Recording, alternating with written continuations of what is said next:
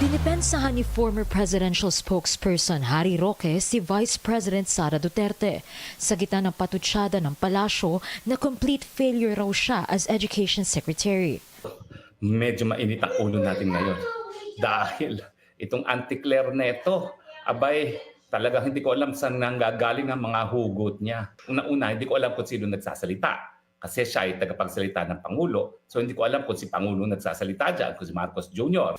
Tanong pa ni Roque, ano raw ang kwalifikasyon ni Palace Press Officer Claire Castro para husgahan ang naging performance ni VP Sara. Ang pagkakaalam ko, abogado nga siya, gaya ni Inday Sara Duterte, pero wala naman siyang specialized training sa bilang isang educator.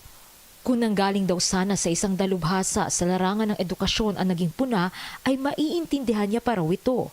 Kaya para kay Roque, Bokya. In other words, ad hominem, walang basihan.